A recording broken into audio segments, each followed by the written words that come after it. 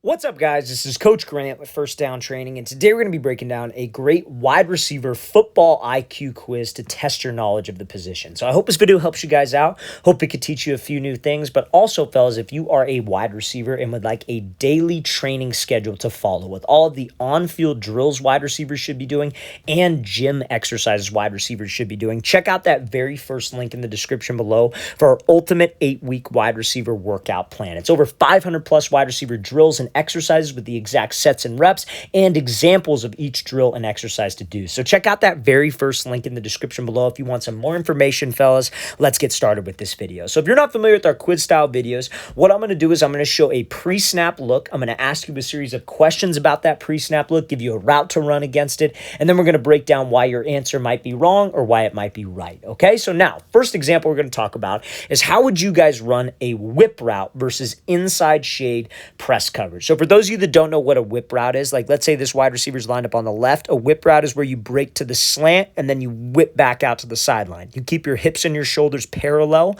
to the line of scrimmage and you whip back out to the sideline. So how would you run that versus inside shade press coverage? You guys can go ahead and pause the video and think about your answer. So pause the video.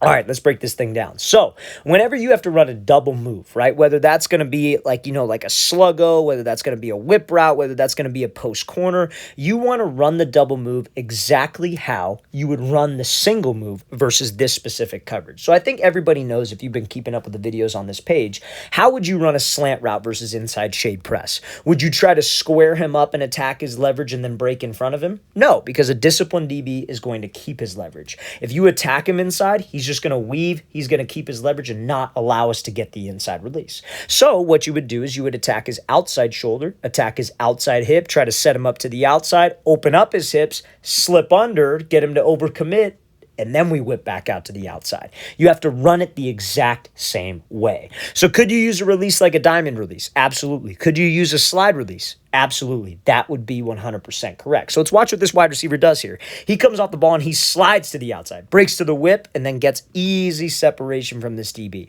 because he made it look the same. One of the best attributes a route runner could have, fellas, is you can make your routes look similar to one another. Now, not only is that double moves that comes down to your press releases, moves at the top of the route, but that is how you are unpredictable. You have to make sure that you are doing things the same way versus that coverage, whether it's a single move or whether it is a double move. Okay, so I'm going to play this thing full speed one more time. So that is how you would run a whip versus inside shade press. Now listen, if you're running a whip and let's say maybe you have that inside shade press look and let's say you attack him and he moves and then you break under him and then get separation, I'm not going to sit here and tell you that that's incorrect. You should never run it like that. It's just you're not pairing routes together. You're not making your routes look the same. I think you're better off making your whip route look exactly like the slant route because that's what could get you separation both ways. If you only run the whip a certain way and you only run the slant a certain way, a DB knows what to expect, okay? So now, next example here.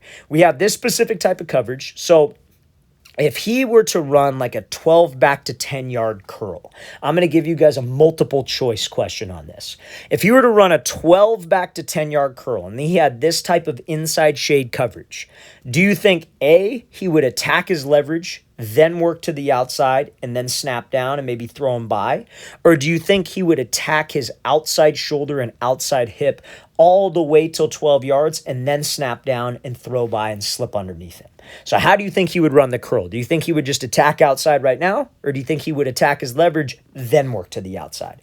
What do you think? So you guys can go ahead and pause the video and think about your answers. So pause the video.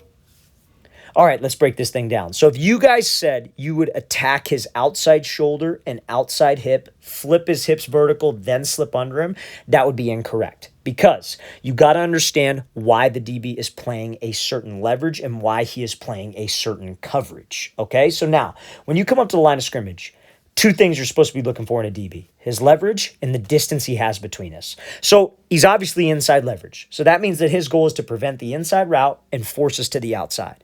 So if that's his goal and we just take off and go run to the outside, what do you think he's going to do? He's going to get hands on us and he's going to do his very best to squeeze us to the sideline, so throwing us off the route and throwing off the timing with my quarterback to the inside.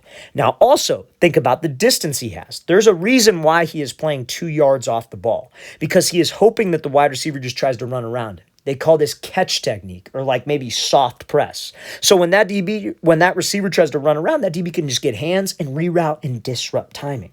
So fellas, what we have to do is we got to bring that line of scrimmage to him so we can make him overreact. So you see when this wide receiver comes off the ball, he closes space first, attacks it, then gets his hips to open up and is able to snap this thing on down, because that doesn't allow that DB to just get hands on us immediately.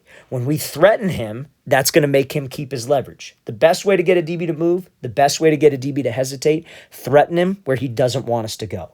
He doesn't want us to go inside, so let's threaten him inside. Let's close the space. Let's attack him inside. Make him think you're running a slant so he holds it, and then when you take off to the outside, he doesn't have just an easy reroute and an easy jam. So if you guys said attack him, then work to snap down, that would be correct. We never want to just take off and run when we have inside shade press. Think of it like how you would run a fade. You're trying to build every single route that you run off of a fade. If you had a fade versus this coverage, you wouldn't just run around him. So that's not how we should run that curl route when we're trying to make the DB think we're running a fade. So let's play this again, full speed one more time. Great job by that receiver attacking him, snapping this thing on down, and then coming back to the ball. Obviously has to finish with that catch.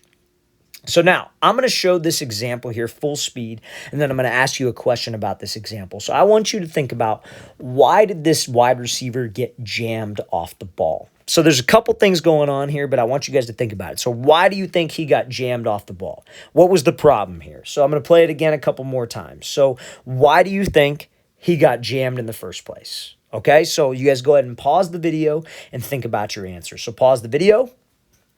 All right, let's break this thing down. So this receiver got jammed off the ball simply because he didn't have a plan, right? And so this is something that we talk a lot about with receivers, is you need to have a plan of action, guys. Like, you can't be that guy that comes up to the line and sees this look and then just freezes, panics, and then just tries to do your own thing and run around the guy. Because a lot of you might think that, oh, well, he was running too tall. He was not running too tall. Oh, he had his hands low. He doesn't have his hands low. He has his hands high. He's ready to fight. He just had no plan of action with his feet. Like, if he's running a route, like let's say he's running like a dig or something like that, there was no plan of action to attack the DB inside, make him miss inside, get him to move off the platform, and then set up the actual route.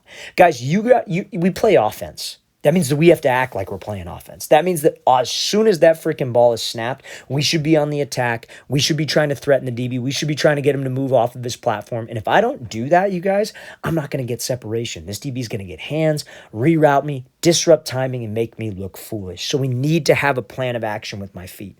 Now, another thing, you need to have a plan of action with your hands too. Let's say he's running a 10 to 12 yard dig and he's planning on taking an outside release. Your game plan should be, okay, I'm going to attack him inside. I'm going to try to get him to just hesitate. I don't need to break his ankles. If I do, great, fine. But I don't need to break his ankles. I just need him to move to the inside. So if I get him to move to the inside and I take this outside release, the only hand that could prevent the outside release is which hand? This hand. So I need to have a plan to fight that hand. I need to have a plan with my left hand to swat his elbow, to swat the back of his shoulder, so I could get up into this route. But that single hand is the hand that prevents us from getting an outside release, as you can see. And so, yeah, he's holding. I don't care. They're probably not going to call that. So we need to have a plan of action with my feet, with my hands. We can't just be that receiver that tries to run around people. So let's play this again, full speed one more time. Again, great job by this DB, but we got to make sure that we have a plan as a receiver. All right, fellas, I really want to thank you for watching. I really appreciate it. If you have any questions at all, don't hesitate to leave those in the comment section below. Always appreciate the feedback. It's always great to hear from you guys. And again, fellas, if you would like an 8-week wide receiver gym and field workout schedule, check out that very first link in the description below. Over 500 plus wide receiver drills and gym exercises that you can do. So again, very first link in that description below. I'll see you guys next time.